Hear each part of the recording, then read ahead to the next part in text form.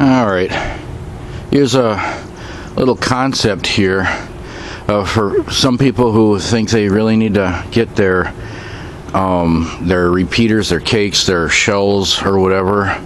Had a request, somebody asking me about some willow shells that they came too close to the ground. They weren't high enough, there wasn't enough lift, or just the break timed out too early. Whatever the deal is, you want to get it up higher off the ground if that's the route you want to take, instead of adding more lift charge. And you don't have to enter the you don't have to do any, you don't have to acquire lift or whatever, or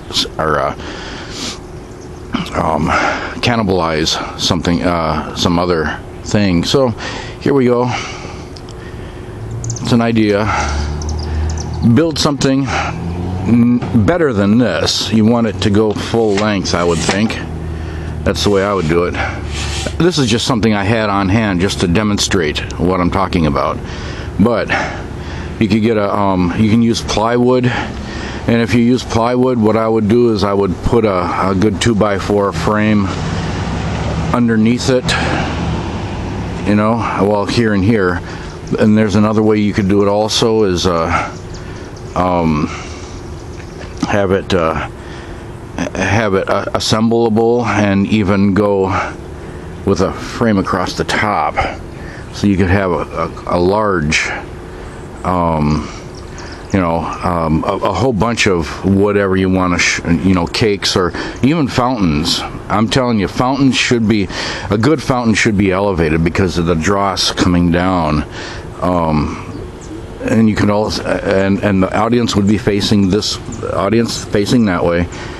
And you could do the same on the backside too. Have it so that you could just drill assemble one side or both sides or whatever when you're on site. But also you could come back this way, audience facing that way. They won't know, you know, which, you know, whether it's coming from the front or the back. Won't make a difference. But what I'm showing here would be something for the audience. You'd this is the audience side right now for just something as simple as this. You know, put something here, put something there, but you got to make sure you clamp this down somehow. Secure this. That's going to be the important thing. I don't know if you got a frame kind of deal, you know, if you've got a 2x4 frame going around like on a like using plywood or something like that, you could clamp the 2x4 like that, so you have the frame up, and then you'll have actually a nice little box or whatever to keep your product in. So yeah, anyway, that's the idea. I would not put it up on the high one because it's not so stable up there. This is further apart. You've got a good places to hold it down here and here. But anyway, you get the idea. This is it. Have a good 4th of July, y'all. Have a good show. Yeah, be careful how you clamp things to this, because this is a track in this situation.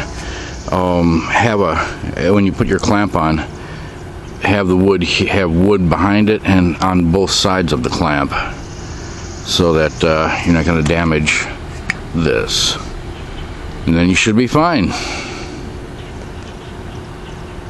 And the same goes for if you clamp down to something like clamp down to this, you know.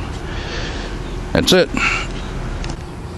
Yeah, I really like these $100 Walmart ladders for pyro, especially because they come down and then they widen out at the bottom. They're very stable. Added stability, I should say. Back and forth, sway. That's pretty cool. Alright, I got it all put it away, but I wanted to say something about Drossy fountains, and it's not. It's usually not a safety reason to elevate them because of the drossiness, but it's to get the full effect of the fountain.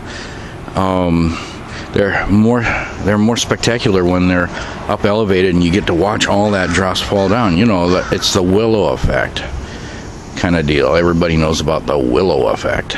So, anyway, that's it.